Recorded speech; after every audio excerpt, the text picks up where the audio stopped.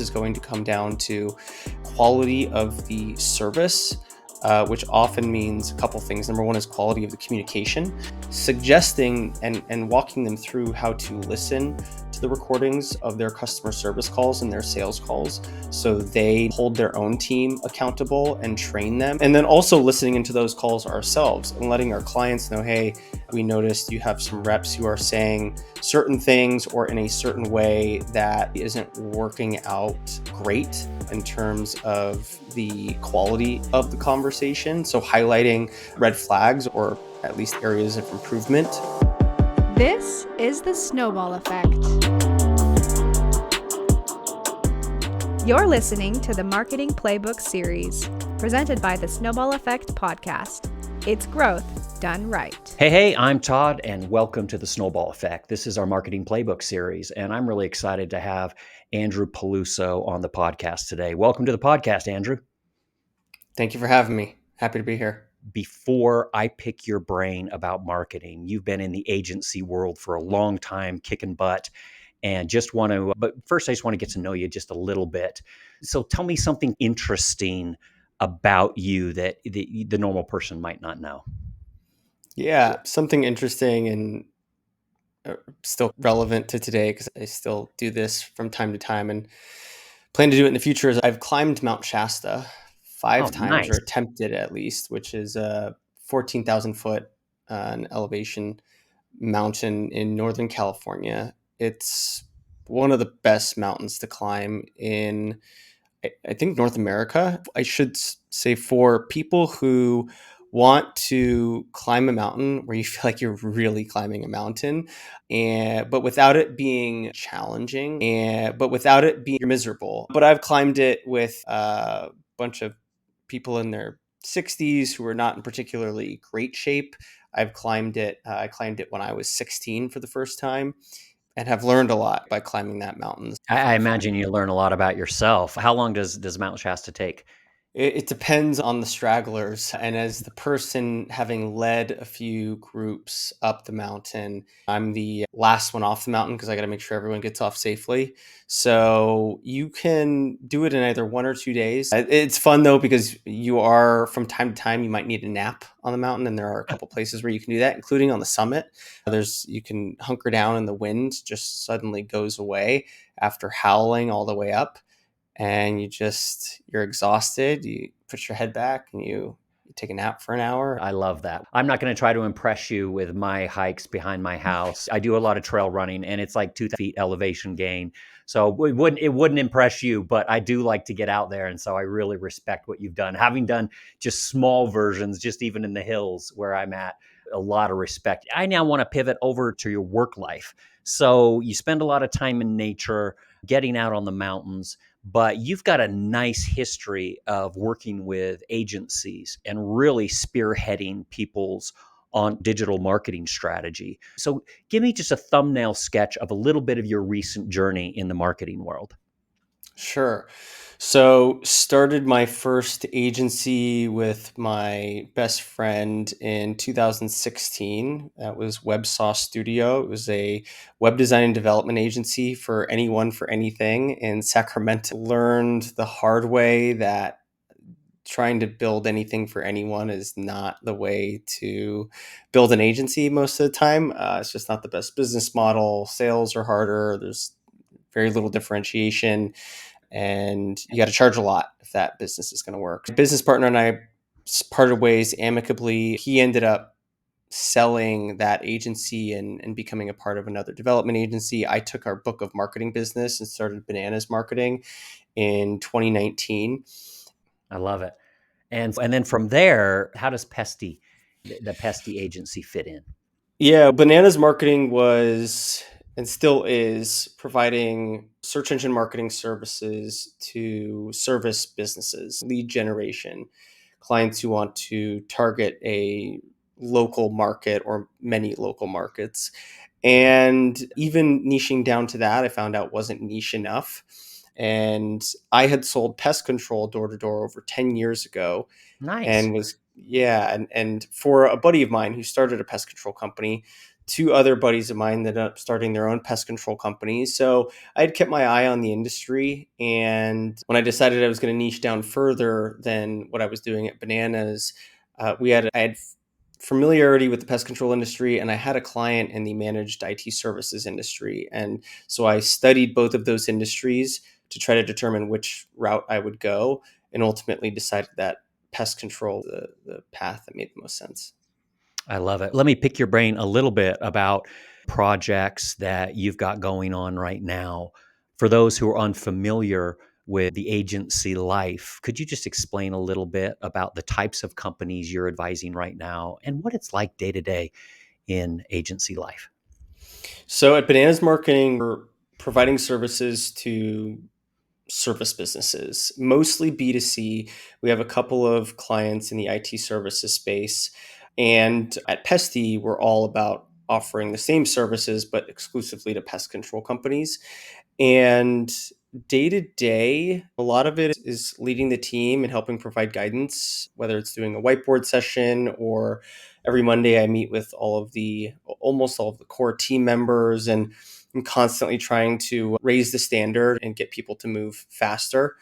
And more so lately, my focus has been on marketing and sales, and thinking more about high level strategy and operating efficiencies. Right now, I'm also creating content for YouTube for Pesty. So there's some of that, writing a newsletter for our pest control audience. I'm really excited about this stage because now I get to pick your brain. You're in the agency world. I've got a background in agency, and I tip my hat to you. That is a lot of work. People say, "Hey, I want to run my own business so I can be my own boss." And that's true, but now you've got lots of bosses, your customers, your clients. But it really keeps you on the cutting edge of what's going on, and being so involved in each of these strategies. I think it really helps a marketer be nimble in their strategy and really helps them align their strategy with business objectives and goals. So walk me through, how do you align the particular strategy you're working on as a team with your clients' business goals? Well, from the very first conversation I have with anyone who's a potential client, as I'm asking them what their goals are, I want to find out, are you trying to get a certain number of leads per day, per week, per month, per quarter, per year? What kind of sales growth goals do you have in mind for the rest of the quarter, year, next year, a few years down the line? What is the big, hairy, audacious vision that you have for your business? And then also asking, and what do you think, what are you willing to pay in terms of marketing to get to those points, right? To make sure that expectations are aligned. I find that was something I didn't do early on. And now it's a really good way to filter out clients who are not a good fit, who maybe think they can get a whole lot for very little and don't have reasonable expectations for what it costs to win in the way that they want to. And then on an ongoing basis, goals change. So it's about checking in on those goals. For a lot of our clients, I have a monthly meeting where we're talking about goals for the month. Did we hit the goals for last month? And what are we trying to accomplish for the rest of the month? And then analytics, conversion tracking, making sure that anything and everything that we can put into place to make sure that all of the KPIs are being measured accurately and consistently are in place. It's asking the right questions and then measuring against those goals on an ongoing basis and adjusting when we're not hitting those goals. I especially loved what you said there at the first about managing those expectations and being really upfront with that. From my agency days, I remember just learning the hard way that those initial conversations had to include something like this. Hey, there's going to be two essential things that are needed here to have success. There's going to be an investment of resources and an investment of time. And if you're going to go cheap on either of those things, we're not going to have success. And so really getting their commitment right from the get-go on both of those things. You want to go a little bit less on the resources, it's going to take more time. And so really getting them on board with that. Let me ask you something about customer advocacy, Andrew. This is something that we pay attention to a lot at Snowball. We put a lot of attention in automating people's and companies' word of mouth marketing, getting referrals, and turning happy customers into advocates that are now driving new business. So in the pest control world, I would imagine that creating customer advocates could be challenging. What are some of the challenges from the customers that you work with in getting their happy customers to really turn those into advocates? When it comes to marketing, on an ongoing basis in pest control specifically, the a lot of the customer lifetime value, retention, and advocacy that you are going to get from Mrs. Jones is going to come down to quality of the service, which often means a couple things. Number one is quality of the communication. So, one way that we enable our clients to turn their customers into advocates is by giving them call tracking software and both suggesting and walking them through how to listen to the recordings of their customer service calls and their sales calls so they know how to hold their own team accountable and train them. And then also listening into those calls ourselves and letting our clients know, hey, we noticed you have some reps who are saying certain things or in a certain way that probably isn't working out great in terms of the quality of the conversation. So highlighting red flags or at least areas of improvement. Our specialty, really all we do is search engine marketing. So we don't do Right. email for customer nurturing. We don't do social media to continue to try to stay top of mind. We're really looking at direct marketing, bottom of the funnel, in particular in pest control, because Mrs. Jones sees a cockroach run across her floor.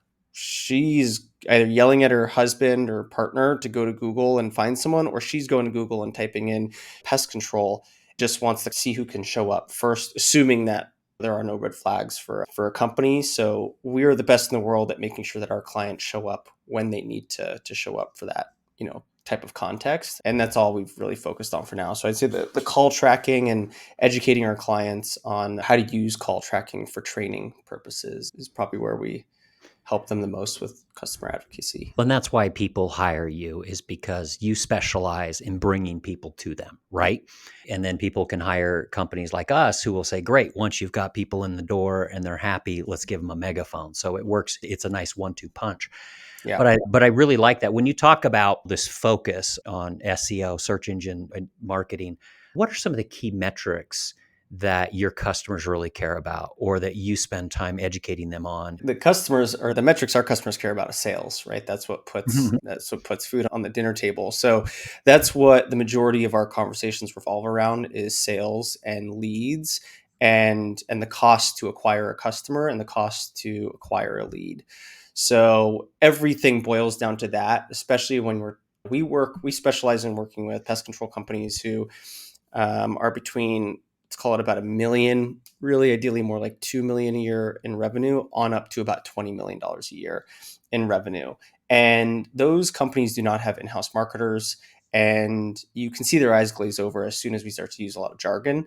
So what we pay attention to internally and what we try to communicate most often to the client are usually two different things. It also depends on the timing of the relationship with the client, right? Because at the very beginning, a client who probably hasn't invested a whole lot into SEO before, there's a ton of work. Like I shared an analogy with a client we have who's on the banana side, an IT services client, and they've just never really taken SEO seriously. They had an in-house marketing guy before, but he was doing all sorts of things and it wasn't really moving the needle too much for SEO. They've been around for, a long time, like a decade, and all their competitors or a bunch of their competitors have been doing SEO. So the way I explained it to them was that, look, if you go to the gym a few times a week for a couple of weeks, you're really not going to notice anything. Things are happening, but you're not going to see the difference in your muscular structure. You're not going to lose a bunch of weight in that time, but you keep showing up day in, day out for a long enough period of time, and eventually you notice a big difference. And I told this client, you guys are basically someone who has been sitting on the couch eating potato chips and hasn't moved for a really long time. So we have a lot of work to do. Now, some of the things that you're going to see and that we're looking for to ensure that what we're doing is working, even if it's not traffic and leads today, are things like the number of keywords that we're ranking for, right? So if we're creating content and that content is good and we're building backlinks and those backlinks are good, then Google should be ranking us for more and more search queries. They may not rank us at the top, but we should see that keyword, the number of keywords we rank for, go up. And then in tandem with that, we should also be seeing impressions go up. Again, we're not necessarily showing up high enough that we're getting clicks, but people should we should be getting eyeballs on the content that we're creating with for you. So in the beginning, I'm looking at impressions and I'm looking at number of keywords we rank for. If we're talking about the paid side of things, it's similar. The client should also be seeing impressions in the very beginning. We want to make sure our ads are running and getting in front of our target audience. We also want to make sure that in the case of ads that they're seeing clicks, not necessarily leads or sales just yet, because all these things were getting dialed in. And then as we've put in more work, as we've created enough content, backlinks, or as we've done some testing in Google Ads and the algorithm is doing its thing, then Mr. Client, then you can start to expect to see leads. Our expectation based on historical data or our best guesses at the outset of this engagement were that the number of leads we get for the resources you gave us would be X. The cost for each of those leads would be Y. And assuming a close rate of Z, you should end up with this number of customers. Yeah, so it depends on where we are with the client and also what their focuses are. All those things can be a part of the conversation. And hopefully 6 months into the engagement, we're not talking about impressions and clicks. And at that point, we're talking about leads and sales. I think that focus that you highlighted right at the beginning is so critical, that you keep the sales number front and center. That's the lodestar that you're all following. But early on in that relationship, you need some of those early wins, right? You need those signs that things are healthy and moving in the right direction. So going to those impressions, those clicks, or those rankings, and just starting to see that grow to where, you can see that end result is in sight. I think that's a really healthy and realistic approach to managing their expectations and reporting on your work. We are very transparent about the work and about the results. And we have built a lot of trust with our clients in that way. I think the most obvious example that I see over and over again where clients start to lose trust in an agency or agencies at large because of this is, for example, when you don't try to delineate between branded conversions and leads that found you because they were looking specifically for your business and non-branded conversions and traffic and leads. It's tempting for a lot of agencies to just lump those two together, right? Because all of a sudden your cost per lead and your customer acquisition cost looks incredibly low and your traffic looks incredibly inflated. But it's all just a crappy magic show. And so I'm very clear with our clients about that in particular. Like, these are your branded searches, these are your non-branded searches. We've, to the best of our ability, we've determined that these are the leads who found you because they were not looking for you, but they were looking for services that you provide, both on the paid and on the organic side of things. And that kind of attribution is not always super straightforward, and there can be a little bit of crossover. You just build so much trust that way with clients. And I think that's worth double clicking on, because that's a really important distinction. And that's a really good BS detect, or that's a really good red flag to look for in that. And when you say your branded terms, that's where your brand name is included. And then your service or your specialty is included after that. Someone is typing in your brand name. Now, those are a lot easier to show up for. They're important to show up for, but they're really low hanging fruit. So if you've got agencies saying you're welcome for all this traffic, when these are branded terms, that's a brand you've already built. And so it's like them coming in and saying, you're welcome that you have all this oxygen. Those are things that they've already got. And they're something to pay attention to, but it's those non-branded search phrases. Those are the ones that are more difficult. And that's really a better indication of them doing hard work and having success. Any of that you resonate with? Yeah, we really don't take, over time, your branded search volume should go up, right? Assuming it's working, assuming paid is working, Because now your assuming brand you are awareness helping the is business greater, grow. right? Your brand awareness is Exactly. greater. People are Yep, looking for you. So there's definitely a lot of overlap there. for sure. But in the short term, we're really not going to try to take any or much credit at all for branded search terms, certainly not at the outset of the campaign. And in fact, we educate our clients early on that there is an important distinction between branded and unbranded. And I try to even do that during the sales process so that the client has the ammunition to ask these other agencies that they're potentially going to work with, how do you report and delineate between branded and unbranded? And sometimes we'll even get clients that way who come over from some agencies pretty consistently. And they're like, yeah, they were doing some weird things with the KPIs. And eventually they started to understand that they were lumping those two, branded and unbranded, together. And we win business because of the trust that was broken when other agencies do that. Yeah, that level of transparency and education totally builds trust. So I really love that approach and I love that example. Speaking of examples, you could you give me an example or a case study of a time when you've worked with a company and you've been able to achieve those results and that growth that you set out for? Paint us a picture of what that looked like. Yeah, I'll give you the most recent example that I just shared on LinkedIn. We're working with a pest control company out of South Florida. They're number 64, I think, the pest control top 100 list put out by the National Pest Management Association. And they came to us towards the end of last year and said, we're spending upwards of $100,000 a month on search ads, local service ads, and search ads, mostly local service ads. And we want to dial that back. It's getting too expensive. The cost per click, cost per lead is going up every year. And we want to start funneling some of those resources into SEO and drive down our customer acquisition cost. And they were ready to go all in on SEO. They had the patience for it, or they were telling me they had the stomach to wait it out while we got to work and made stuff happen. We started with them in October. The first month is a lot of onboarding. We're trying to move as fast as we can, but we always try to stay 30 days at least ahead. When we start with a new client, we have a 3-month agreement and then it goes into month to month with a 30-day cancellation policy. So Oh, if they nice. decide to cancel on us, so we try to earn their business month in and month out. And if they want to cancel on us, they've given us 30 days. We have that 30 days worth of content in a stockpile ready to go. And because they said they wanted to go all in and they wanted to see traffic, they wanted to create brand awareness through SEO, we said, cool, sounds great. This is what that's going to look like. We're going to have to build 15 to 25 backlinks per month. And the most aggressive plan that we can come up with for you that makes sense is publishing every day, Monday through Friday. So like for a pest control business, any home service business, a small business, like that's a pretty aggressive SEO strategy. And those are some of the fixed things that we committed to them on an ongoing basis.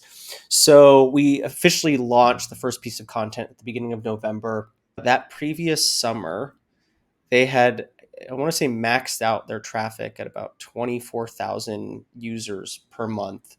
And last month, they hit like 118,000 users. So in a matter of about 6 months, we were able to take their traffic from 25,000 users per month to about nearly 120,000 users per month. And not just that, but they were actually able to completely turn off all of their paid ad spend on Google because they were having a hard enough time keeping up with the search leads that were bringing them. Now, in full transparency, they had a couple technicians quit like all of a sudden, so they were a bit backlogged. But even when they're able to go from last year spending $100,000 a month on paid ads to none of that, and we're charging a small percentage of that for SEO, their customer acquisition cost right now is about a quarter to a third of what it was or what it is for paid ads. So they're seeing great lead volume. Their year over year organic search lead volume was up 40% in March, April, and May, give or take a few points. There's so many good things that I love about that example because, yeah, what was it, 4 to 5x their traffic, but you're not spiking the football there. You're connecting the dots and saying, no, what they really care about is lead volume and the cost of acquisition. So the fact that their paid expense was able to just plummet and now they can take advantage of these organic leads and this crescendoing lead source at a really organic traffic and organic leads, the cost of acquisition is so much lower. So they're getting the same or more amount of leads at just a fraction of the cost. So that's really a game changer to their bottom line. So that's a perfect example. The thing I love about talking to agency people is they really got to stay on just that cutting edge. What kinds of things are you seeing coming down the line, and how can people prepare for that? If we're talking externally, meaning what kind of tools do consumers have that's going to affect the search landscape, right? Like Google, you have the AI overview. Of course, you have ChatGPT, which I use just about every day, multiple times a day.